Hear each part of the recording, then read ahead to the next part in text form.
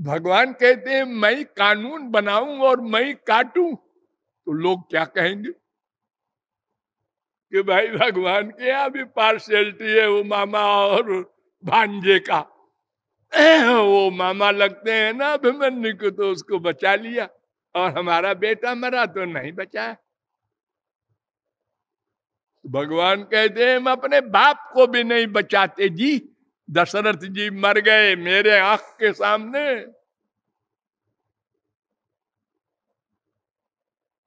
हमने नहीं बचाया।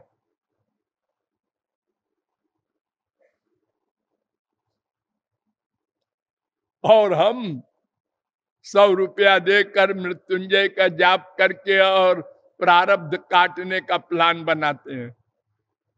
ये हमारे देश के हमारे बड़े बड़े समझदार लोग हैं।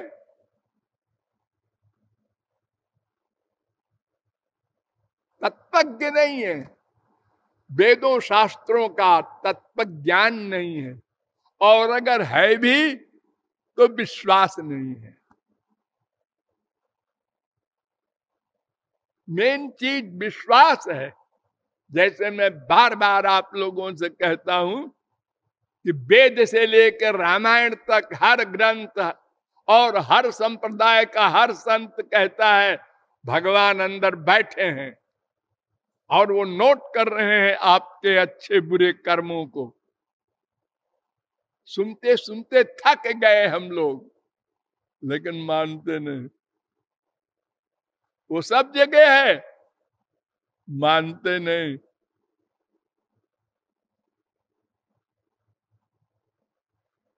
ये सब भ्रम है, अपने को देह मानने के कारण।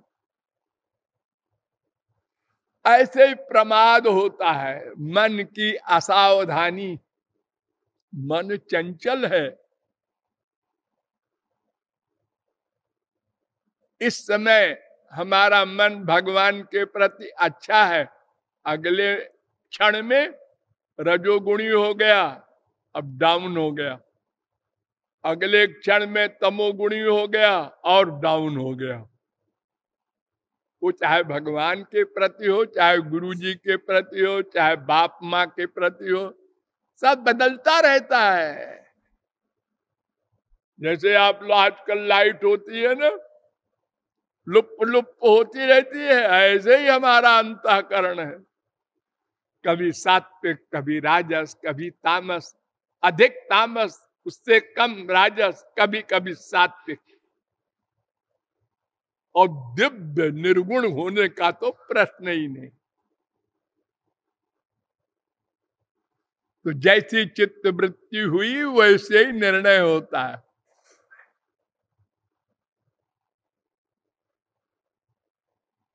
यत् क्रतुर्भवति तत्कर्म कुरुते, यत् कर्म कुरुते तदभि संपद्यते। 4:4-5 बृहदारण्य को उपनिषद।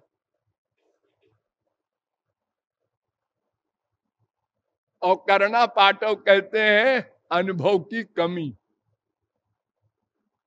हमको किसी सब्जेक्ट का अनुभव नहीं है और हम अपने आप पैर अड़ा देते हैं वहां। लोग कहते हैं कि वो टांग अड़ा रहा है, कुछ जाने न बूझे। गांव में बैठते हैं अपड़ गंवार लोग, तो कहते हैं इतनी गरीबी है, ये गवर्नमेंट को दिमाग में ये नहीं आता कि 1-1 करोड़ के नोट छपवा दे खूब सारा और सब अमीर हो जाए।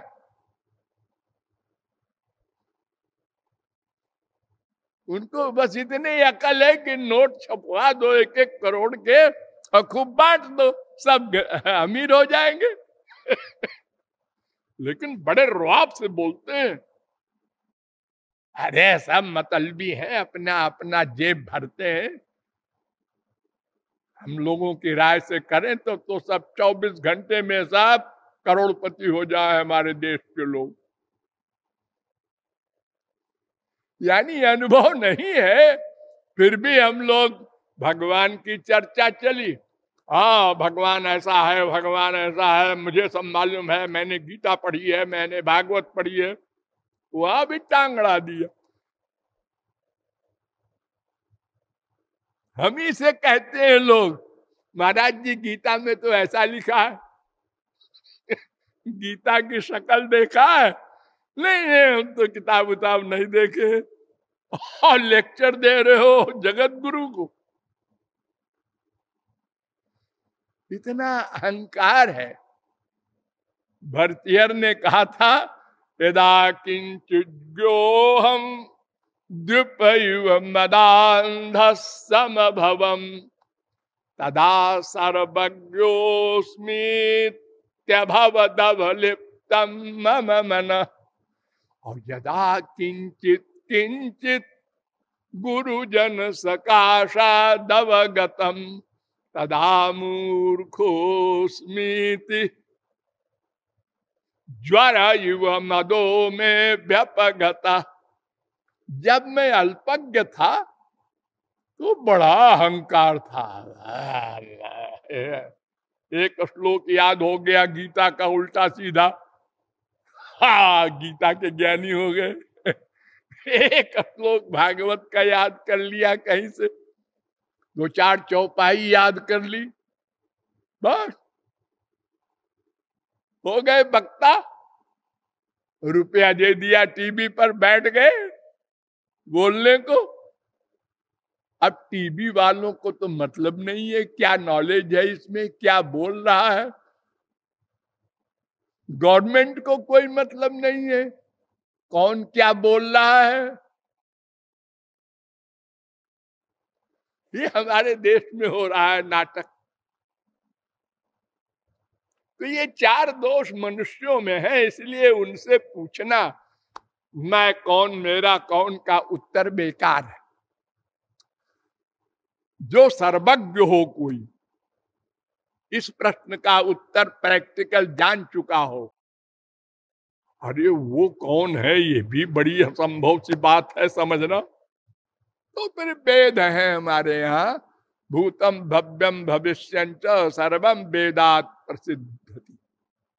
वेद हमारे अथॉरिटी है, उनसे पूछना चाहिए।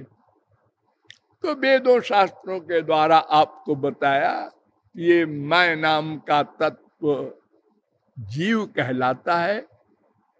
इसका प्रमुख गुण है चेतना। संसार में दो तत्व हैं, एक जड़ एक चेतन। हम लोग चेतन हैं और ये पृथ्वी जल तेज वगैरह ये सब जड़ है। तो ये चेतन और ये जड़, इन दोनों का मूल क्या है जब पता लगाया तो वेदों ने कहा भगवान है एक, उसकी तीन शक्तियां हैं, पराशक्ति, जीव शक्ति, माया शक्ति। तो पराशक्ति के अंश तो भगवान के सब पार्षद हैं, भगवान के सब अवतार हैं, और जीव शक्ति के अंश हम लोग हैं जीव, और माया शक्ति का विकार ये सारा जड़ संसार है। और ये भी बताया वेदों ने कि ये जीव और माया भगवान के सदा अधीन रहते हैं और भगवान से ही गवर्न होते हैं। जीव में जीवत्व की शक्ति भगवान देते हैं और माया तो जड़ है, उसके सर्वे सर्वाई भगवान है। वो बेचारी क्या कर सकती है बिना भगवान के। तो इस प्रकार ये जीव अनादिकाल से मायाबद्ध होने के कारण अपने को शरीर मानने लगा और अनंत दुख भोग रहा है। अब जब कोई समझदार होने की उसने चेष्टा की, मैं कौन मेरा कौन का उत्तर ढूंढना चाहिए, तो वेदों ने बता दिया कि तुम जीव हो, तुम्हारा भगवान है, वही रिश्तेदार है, सदा साथ रहता है, और संसार के रिश्तेदार सदा साथ नहीं रहते, और जितनी देर साथ रहते हैं स्वार्थ को लेकर। इस पॉइंट को नोट करो। जितनी देर हमारी रिश्ते को निभाते हैं, कब तक? जब तक स्वार्थ सिद्धि हो।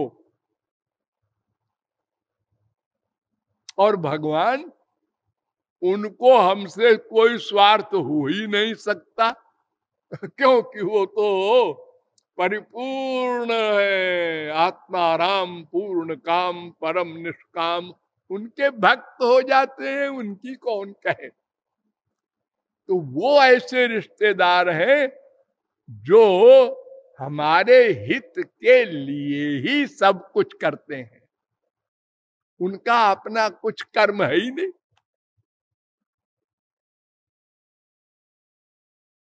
देखो, जो घी होता है पहले वो मक्खन के रूप में होता है, उसके पहले दूध के रूप में होता है, उसके पहले वो गाय के स्तन में रहता है, तृण वगैरह के रूप में, घास वगैरह के रूप में।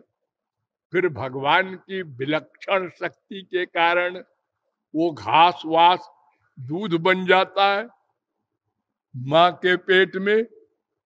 आज तक किसी वैज्ञानिक ने ऐसी रिसर्च की कि बाहर से घास इकट्ठा करो और किसी मशीन में डाल के दूध बना दो?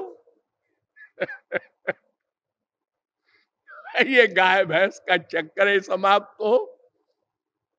लेकिन भगवान ऐसा कारीगर है कि गाय तो अपने पेट भरने को चारा खा रही है और उधर से दूध निकल रहा है, और वो भी एक शर्त पर निकलता है, जब बच्चा पैदा हो। ऐसे नहीं निकलेगा, जैसे संसारी स्त्री का ऐसे ही गाय भैंस का।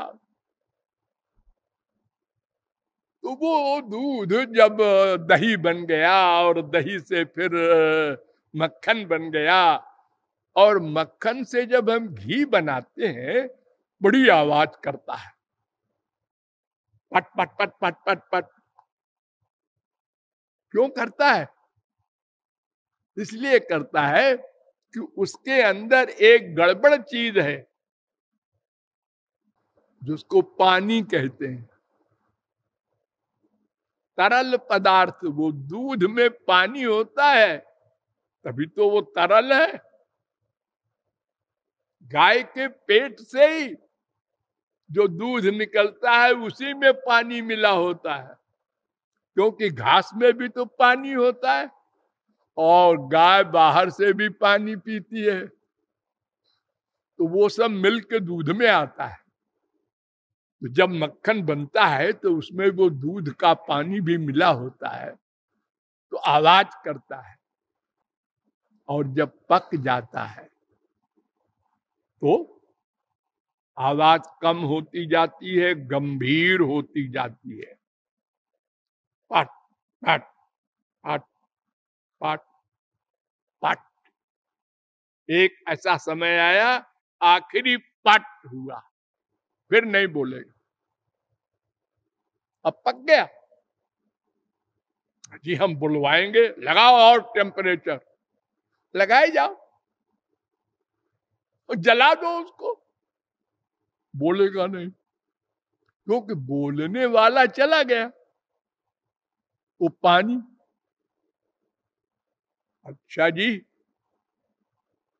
फिर एक आटे की रोटी बनाया और उसमें डाल दिया, फिर बोला। क्यों जी, आप तो कहते थे नहीं बोलेगा, अब बोला।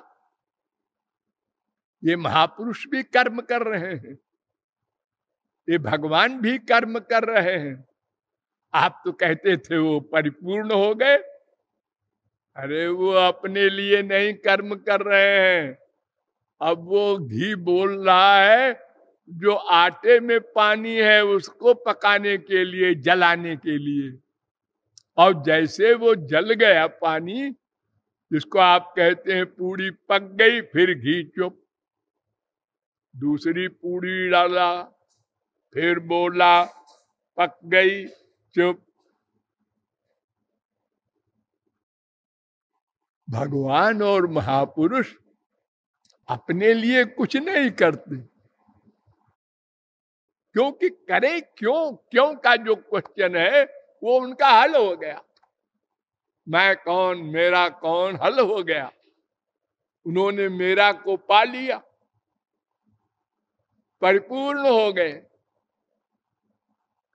नदी समुद्र में गई, शांत हो गई।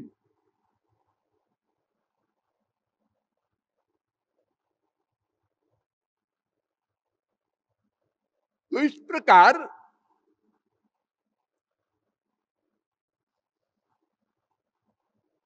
भगवान और जीव, इन दोनों का संबंध सदा का है और स्वार्थ का नहीं है। और अगर स्वार्थ का है तो हम ये कह सकते हैं हमारे स्वार्थ का है, उधर से नहीं है स्वार्थ। हम स्वार्थी रिश्तेदार हैं भगवान के, भगवान स्वार्थी रिश्तेदार नहीं है, वो तो केवल हमारा हितैषी है। मैंने कई बार आपको बताया है कि कैसे हितैषी है वो। माँ के पेट में हम गए, हमारे साथ गया उस गंदगी में भी। हमने इतने गंदे गंदे कर्म किए, सब नोट करता है, बोर नहीं होता। अनंत जन्मों के कर्मों की फाइल सदा लेकर तैयार रहता है, कर्म फल देता है।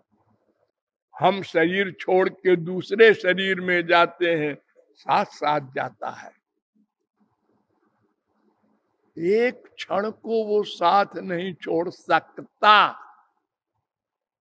हम डांटे गाली दे तो भी नहीं छोड़ेगा।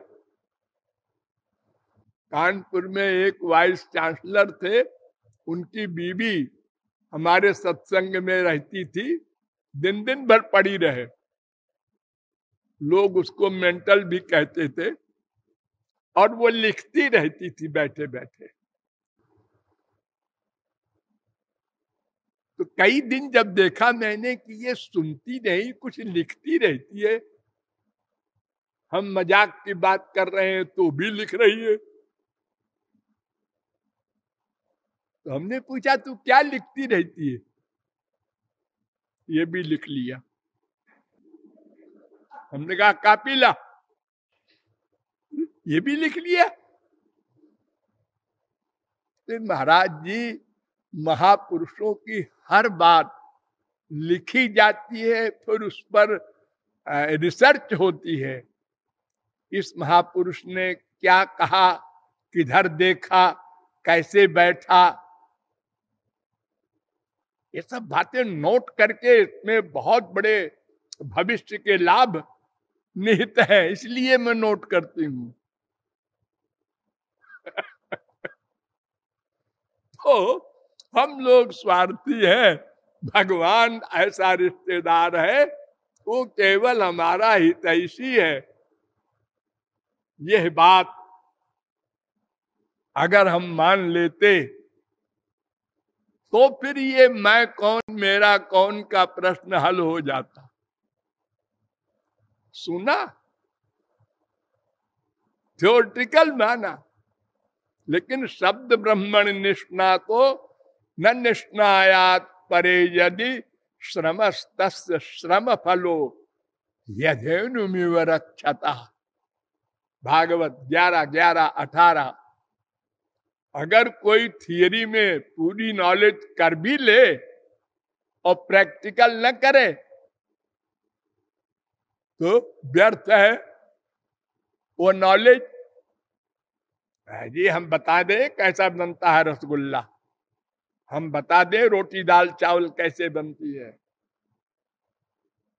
तो सामान तो रखा है, तुम 4 दिन से भूखे क्यों बैठे हो, बना के खाओ ना। अरे अब कौन बनावे, सो जाएंगे। आलस्यम में मनुष्याणाम शरीरस्थो महान रिपु। आलस्य नाम का ये शत्रु हम लोगों के पास बड़ा बलवान शत्रु है। ये हर जगह अपनी टांग अड़ा देता है, भगवान के मामले में खास तौर से। अरे अब चलो सो जाओ, वो महाराज जी ने कहा था कि सोते समय 1 घंटा कुछ साधना कर लो। अरे अब इतना थक गए हैं, चलो सो जाओ। कल कर लेंगे, फिर कल कर लेंगे।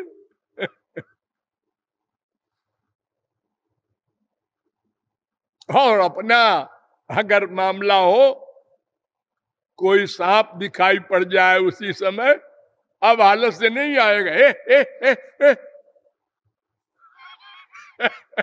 ये शरीर की हानि न हो जाए, अब आलस्य नहीं होगा, अपना मामला आ गया। भगवान के मामले में आलस्य कर रहे थे, अब नहीं सोएंगे। ये सांप जब तक पकड़ा न जाए, बाहर न जाए, कमरे में घूम रहा है, चढ़ जाए ऊपर, क्या पता।